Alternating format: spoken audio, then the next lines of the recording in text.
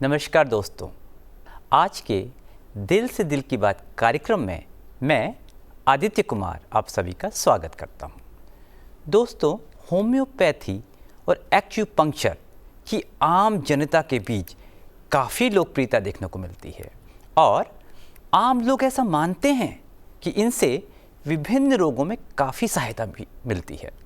आज इन्हीं सब बातों पे चर्चा करने के लिए हमारे बीच होम्योपैथी एक्सपर्ट डॉक्टर खुशहाल बैनर्जी मौजूद हैं। आपका वेलकम है डॉक्टर साहब। Thank you. हमारे दूसरे एक्सपर्ट हैं acupuncture specialist doctor Shri Jyoti.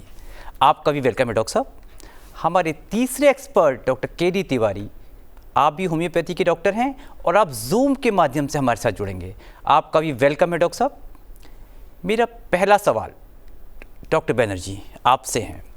Doctor साहब, होम्योपैथी को हम अगर के बारे में कल्पना करते हैं तो हमें मीठी मीठी गोलियां याद आती हैं। तो आम तौर पे ये मीठी गोलियां किस तरह काम करती हैं और क्या डायबिटिक पेशेंट्स को भी आप ये देते हैं? तो होम्योपैथिक की एक्चुअली दवाइयाँ मीठी गोली के ऊपर एक लिक्विड डाइल्यूशन दिया जाता है जो दवाई होती है। अच्छा। मीठी गोलियाँ एक मोड ऑफ डिलीवरी दवाई की होती है। तो जो थेरेप्यूटिक एक्शन होता है वो एक्चुअली उन जो कॉन्सेंट्रेटेड लिक्विड हम उन गोलियों के ऊपर डालते हैं जी, उससे पहुंचा जाता है शरीर के अंदर। अच्छा। और जनरली होम्योपैथिक डोजेज और मात्रा उन मीठी गोलियों की इतनी नहीं होती है कि सिग्निफिकेंटली शुगर लेवल्स बॉडी में बढ़ाए। बट अगर कोई जैसे डायबिटिक है जो स्वाद भी कम रखना चाह रहा हो, मुंह में मिठास ज़्यादा सारा टाइम नहीं हो, तो उसको वो कॉन्सेंट्रेटेड लिक्विड फॉर्म में बिना मीठी गोली की भी दवाई बगैर मीठी गोली जी जा सकती आप देते हैं और वो ले सकते हैं, उससे भी उतना ही फ़ायदा होगा। जी जी जी। डॉक्टर श्री ज्योति, आपका रुख करेंगे। डॉक्टर साहब, आमतौर पे फेसिया वर्ड आजकल बहुत सुनाई दे रहा है एक्यूपंक्चर के फील्ड में। तो फेसिया नेटवर्क और फेशिया एक्यूपंक्चर के बारे में हमारे दर्शकों को आसान शब्दों में बताएं। फेसिया रिसेंट रिसर्च है और ये एलोपैथिक और अल्टरनेटिव एक्सपर्ट जो कि दोनों का कॉम्बिनेशन पूरे दुनिया में जो काम कर रहे हैं, तो इनका ये खोज है। अच्छा। और ये 2015 में पिक्चर में आया है। अच्छा, 2000 बहुत पुरानी ये कॉन्सेप्ट नहीं है। पहले ये कॉन्सेप्ट था कनेक्टिव टिश्यू और रैपर की तरह से जी। बट राइट नाउ फेसिया का इतना ज़्यादा इम्पोर्टेंस हो गया है कि एक्यूपंक्चर में ही नहीं 500 थेरेपी हैं जहाँ पर फेसिया सिग्निफिकेंट रोल प्ले करता है। अच्छा। किसी भी बॉडी के अंदर अगर प्रॉब्लम है तो उसको ठीक करने में। बिल्कुल, ही तो अच्छी बात है। और डॉक्टर तिवारी, आपका रुख करना चाहेंगे। डॉक्टर साहब, एक सवाल अमूमन दिमाग में आता है कि हमारे शरीर में जो होम्योपैथिक की मेडिसिन्स हैं वो किस तरीके से काम करती हैं, और एक आम तौर पे कुछ क्रॉनिक बीमारी हैं जैसे कि क्रॉनिक बैक्टीरियल प्रोस्टेटाइटिस है, उसमें होम्योपैथी का क्या भूमिका रहती है, किस प्रकार मदद करती है? हाँ, होम्योपैथी का जो sphere of action means how the homeopathy medicine works in the human body. जी। it whenever we take the medicine from the oral medium means by the lingual way means हमने उसको जीभ पे रखा तो हमारे जो टंग रिसेप्टर्स होते हैं वहीं से वो बहुत स्पीडली वर्क करती है, वहीं से एब्जॉर्ब होता है। मतलब बड़ा लेस माइक्रो क्वांटिटी में हम होम्योपैथी मेडिसिन यूज करते हैं। जब ये बॉडी में एब्जॉर्ब करता है through the tentacles of the receptors of the tongue, it immediately जो इसका जो आयोनाइजेशन है जिसकी वजह से ये पोटेंटाइजेशन जो होता है वो हमारी बॉडी के अंदर हमारे इम्यून सिस्टम में उसको बूस्टअप कर देता है। अच्छा। और हाँ, अब हम यदि फॉर एग्जांपल हम बैक्टीरियल प्रोस्टेटाइटिस की बात करें तो it is 2 type, one is acute and another is chronic. अब एक्यूट जो प्रोस्टेटाइटिस होता है उसमें सबसे ज्यादा जरूरी है chill and fever and rigor pain on the groin region. अगर हम इसको होम्योपैथी के लाइन ऑफ ट्रीटमेंट की बात करेंगे तो फर्स्ट इम्प्रेशन यही है कि हमें इसका स्वेलिंग या पेन को कंट्रोल करना बहुत जरूरी है। तो belladonna is the choice of drug. इसमें हम लेंगे बेलाडोना 30 से लेके 200 according to the severity of that case because it is acute. Now second number, जब इसका जो infective because there is an infection, we can say when the word is bacterial prostatitis means something inflammation is there in the prostate with some infection, bacterial infection is there. Now when there is bacterial infection, what happens, the frequency of micturition will increase. P will be there. So for that there is in homeopathy there is a very particular medicine which is Cantharis. You can say Cantharis is the choice of drug, a choice of medicine is there. We can use it 30 potency or 200. One of the main medicine is Chimiphilia umbellitica. This is the very good medicine to control the frequency of the medicine. We can take it in the power of 30 or 200. Now, Sabal cerulata is one of the individual medicine having the mother tincture form. We can use it particularly for the prostate enlargement. These are some few medicine and lot of other medicines also there. According to the temperament, constitution of the patient, we will decide what we have to do, what we have to give them in which dose. बिल्कुल बिल्कुल बिल्कुल doctor साहब. Doctor Shivjyoti, इसी में आपका रुख इसलिए करना चाहेंगे क्योंकि होम्योपैथी का रुख तो हमने समझ लिया, क्योंकि आमतौर पे ये होता है कि एंटीबायोटिक्स के अपने फ़ायदे हैं तो अपने नुकसान भी हैं. तो डॉक्टर साहब, किस तरीके से क्रॉनिक प्रॉब्लम, जैसे कि हमने अभी क्रॉनिक बैक्टीरियल प्रोस्टेटाइटिस का जिक्र किया, जिसमें मरीज़ को काफ़ी तकलीफ होती है और बार बार वो बीमारी एंटीबायोटिक खाओ तो ठीक हो जाती है और एंटीबायोटिक छोड़ो तो फिर वापस आ जाती है, ऐसे में एक्यूपंक्चर की क्या भूमिका इसमें रहती है? मैं थोड़ा सा फेसिया के बैकग्राउंड में थोड़ा सा जानना चाहूँगा क्लैरिटी के लिए. जितने भी थेरेपी हैं, अगर वो काम करेगी क्योर की तरफ तो फेसिया के थ्रू ही करेगी, चाहे वो कोई भी ट्रीटमेंट हो, medicinal non medicine including homeopathy भी. उसका क्लैरिफिकेशन मैं देता हूँ. तो फेसिया जो यूनिटरी लेवल पर वो सेल का मेम्ब्रेन है, जो फर्स्ट लेयर है फेसिया का, एंड जो इंटरकनेक्टेड जो सेल का क्लस्टर है जो टिश्यू बनाता है, वो फिर tissue membrane next fascia level है, from cell to tissue. And then the organ है, वो नेक्स्ट ऑर्गन का जो मेम्ब्रेन है सराउंड किया, जैसे कि पेरिकार्डियम हार्ट के लिए, लंग्स के लिए, और मेस है, ये सारे फेसिया हैं. जितने लिगामेंट, टेंडेन, ये सारे डिफरेंट टाइप ऑफ फेसिया.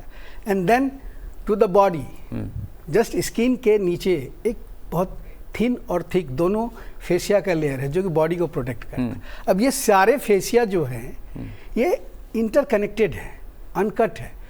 मतलब आप इमेजिन नहीं कर सकते किस प्रकार से इसका अरेंजमेंट है. अभी तक इसे खोजा ही जा रहा है, अभी तक पूरी तरह से इसका 3 डायमेंशनल जो फिगर है वो अभी तक आया नहीं है.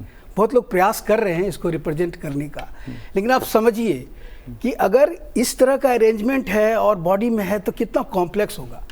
और अगर उसे बॉडी से निकाल दिया जाए, पूरा दुनिया घूम लिया जाए, फिर भी वो फेसिया का जो लेंथ है वो ख़त्म नहीं होगा एक इंडिविजुअल का. तो कितना बड़ा नेटवर्क है ये. इसीलिए इसको largest organ in the body अभी कहा जा रहा है. और यूरोप में आपने बताया इसकी शुरुआत हुई है. यूरोप में और अमेरिका, इन सारे जगहों में दोनों कॉम्प्लीमेंट्री मेडिसिन के practitioner, acupuncturist, yoga, chiro practitioner और मेडिकल साइंस की, ये सारे लोग कर रहे हैं. और फेसिया कांग्रेस में इसका डिस्कस किया जाता है, अभी 2025 में भी होने वाला है.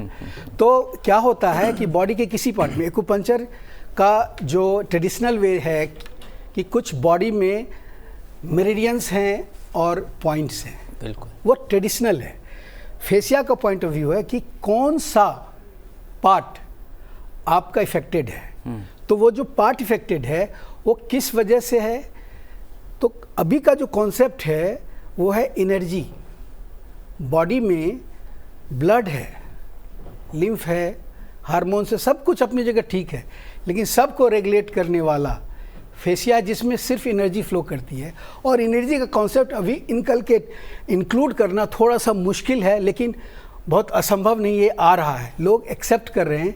तो एनर्जी का जहाँ डिफिशियंसी या एक्सेस या ब्लॉकेज कोई भी कंडीशन होगा तो बॉडी डिजीज्ड होगी, बिल्कुल वहाँ कॉम्प्रोमाइज्ड होगा. तो हमारा जो जितने भी तरह के इन्फेक्शन हैं, जितने भी तरह के इम्यून के डिसऑर्डर है, even auto immune system disorder. बिल्कुल डॉक्टर साहब, उसी सवाल पे मैं फिर से आऊँगा कि अगर ये क्रॉनिक बैक्टीरियल प्रोस्टेटाइटिस है, क्या फेशिया के माध्यम से इसे बिल्कुल ठीक किया जा सकता है? मैंने ठीक किया है, किया नहीं जा सकता है, और शायद वो आप भी नोटिस, मेरे कुछ पेशेंट को मैंने आपको करवाया है।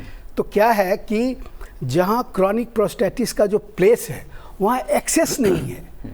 जब वहाँ एक्सेस नहीं है मेडिसिन का, या एक्सेस नहीं है इम्यूनिटी को वहाँ पर टैकल करने का, ये जो बॉडी है वो सुपर सेल्फ हीलर खुद है, और इसमें सेल्फ ऑटोमेटेड सिस्टम है जो अभी तक कोई भी पूरी तरह नहीं समझ पाया है और ना बना पाएगा। बिल्कुल, क्योंकि ईश्वर ने बनाया। डॉक्टर साहब ये भी कहने की कोशिश करें कि आमतौर पे होता ही है कि हम एंटीबायोटिक्स लेते हैं, जैसे कि अभी मैंने जिक्र किया, तो वो बीमारी ठीक हो जाती है लेकिन फिर से वापस आ जाती है। तो एक जड़ तक पहुंचना बेहद आवश्यक है जिससे कि पेशेंट को रिलीफ मिले तकलीफ से। फेशिया एक्यूपंक्चर में क्या होता है कि जो प्लेस है काउस, जहाँ की इम्यूनिटी काम नहीं कर रही है, हम उस फेशिया नेटवर्क में जहाँ उस ऑर्गन के, जैसे प्रोस्टेट हो गया, तो प्रोस्टेट का जो फेशिया है वहाँ हम पहुँचने की कोशिश करते हैं थ्रू निडल के थ्रू ही, वो एक्यूपंक्चर में जो आप इस्तेमाल करते हैं उन्हीं निडल्स का इस्तेमाल आप। यस, बहुत ही पतला थिन, उसका कोई मतलब डैमेज नहीं है। दिस इज नॉन इन्वेसिव, ठीक है, इन्वेसिव नहीं, नॉन इन्वेसिव है। और जब हम उसे प्रिक करते हैं और थोड़ी देर फेशिया को स्टिमुलेट करते हैं, स्टिमुलेटर से या मैनुअल कैसे भी, ताकि वहाँ एनर्जी का फ्लो हो, और जैसे ही ये फैसिलिटेट हुआ हीलिंग शुरू हो गई। मैं 5 to 15 डेज के अंदर हीलिंग फैसिलिटेट करके वो उसका जो रिपोर्ट है, आपको एक रिपोर्ट मैंने दिखाया था कभी, जो इनसिग्निफिकेंट आया, इन्फेक्शन जो है पूरी तरह से क्योर हो गया। तो साइंस है इसमें भी। और डॉक्टर साहब आपका रुख करना चाहेंगे डॉक्टर बैनर्जी, आमतौर पे जो इम्यूनिटी है हमारे जो लड़ने की शरीर की, वो कई मरीज़ों में कम पाई जाती है, और आमतौर पे जितने पोल्यूशन है, प्रदूषण है, या हमारा जो आहार है, या हम तो बिल्कुल वॉक नहीं करेंगे, घूमने नहीं जाएंगे, उससे हमारा इम्यूनिटी का लेवल सप्रेस हो जाता है, ऐसा साइंस में माना गया। डॉक्टर साहब, होम्योपैथी किस तरीके से एक आम इंसान की इम्यूनिटी को बूस्ट कर सकती है? तो होम्योपैथी और इम्यूनिटी का एक बहुत क्लोज रिलेशनशिप रहा है। इनफैक्ट इम्यून सिस्टम को जब मॉडर्न सिस्टम ने जाना भी नहीं था, उस वक्त जब होम्योपैथी डिस्कवर हुआ 1796 में, वाइटल फोर्स के कॉन्सेप्ट को हमारे होम्योपैथी के फाउंडर डॉक्टर सैमुअल हैनेमन ने दुनिया के सामने रखा कि एक बॉडी, हर लिविंग बीइंग के अंदर एक वाइटल फोर्स होती है जिसकी डिरेंजमेंट से बीमारियां होती हैं, या वीकनेस हो उसको ठीक किया जाए तो बीमारी शरीर को छोड़ के चली जाती है। जो कि आज अगर हम एक एनालॉजी निकालें मॉडर्न मेडिसिन में, तो क्लोजेस्ट एनालॉजी इम्यून सिस्टम की ही बनती है। तो होम्योपैथ्स और होम्योपैथी के कॉन्सेप्ट्स आर बहुत क्लोजली लिंक्ड इम्यूनिटी के साथ है। होम्योपैथी हमेशा एक परमानेंट क्योर की तरफ लेके जाने की कोशिश करती है हर मरीज़ की। तो जब भी हम रिकरेंट इलनेसेस देखते हैं पेशेंट में, बार बार सिमिलर बीमारियाँ, एक के बाद एक बीमारियाँ, तो वहाँ होम्योपैथी का रोल बहुत ही इंपॉर्टेंट होता है, पेशेंट को एक परमानेंट स्टेट ऑफ हेल्थ पे पहुँचा देना।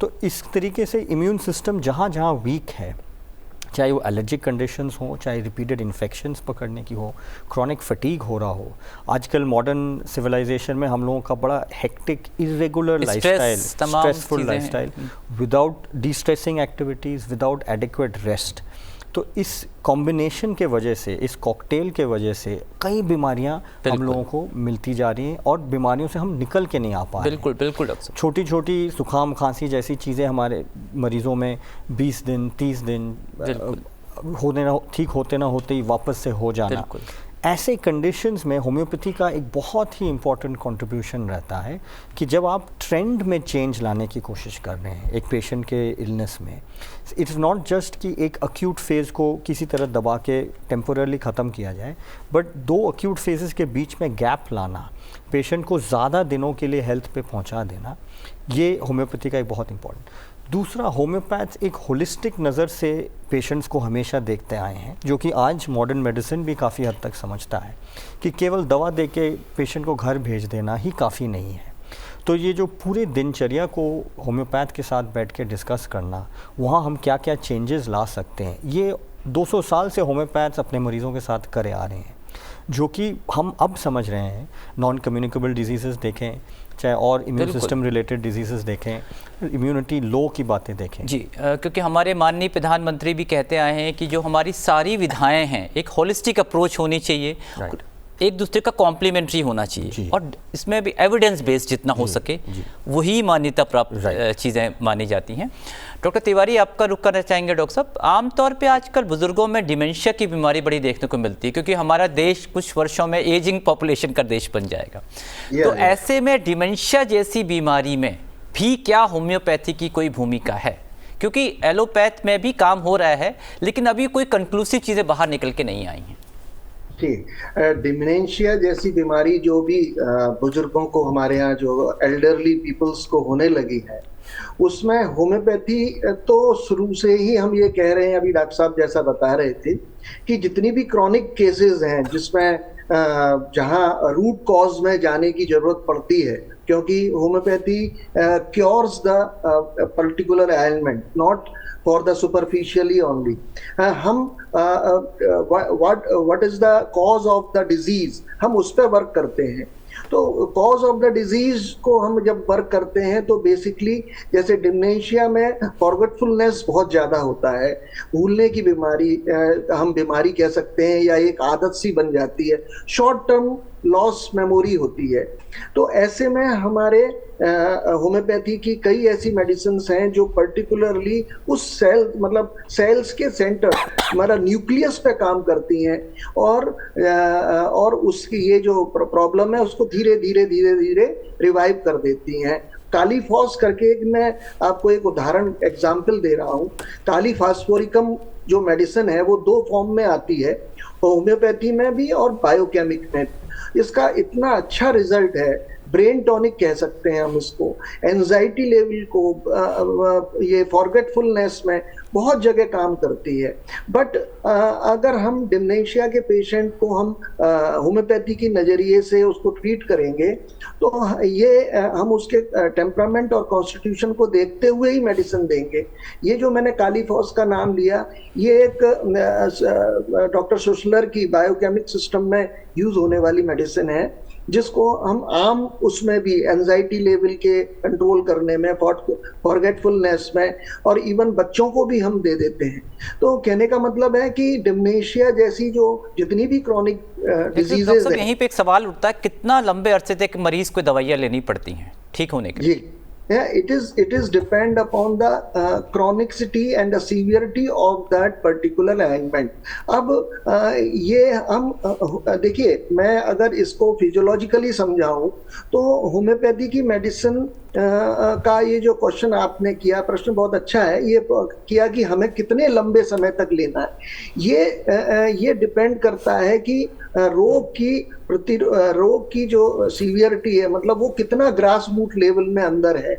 तो उसको वहां तक पहुंचने में, हमारी डिजीज और मेडिसिन को वहां तक पहुंचने में जितना टाइम लगता है जिससे कि वो रिकवर कर सके। फॉर एग्जाम्पल डिमेंशिया जैसी क्रॉनिक प्रॉब्लम की हम बात करें तो रिपीटेशन ऑफ द डोज जब तक हो कि वो जो पेशेंट है उसको ये धीरे धीरे रिकवर करते हुए ब्रेन को वो मजबूती दे, उसको इतना पावरफुल कर दे कि वो ये वाला जो एटीट्यूड है वो ना हो और ये रिपीटेशन ना बने। जी, तो इसलिए बिल्कुल डॉक्टर साहब आपका रुख करेंगे फिर से, और डॉक्टर श्री ज्योति आपका रुख करें। तो डॉक्टर साहब ये बताइए कि आमतौर पे जो क्रॉनिक बीमारियां हैं, जैसे फर्ज करें साइनोसाइटिस है, जैसे क्रॉनिक साइनोसाइटिस को किस प्रकार आपकी पैथी या आपकी जो पद्धति है उसमें किस तरह से आप उसको ठीक करते हैं?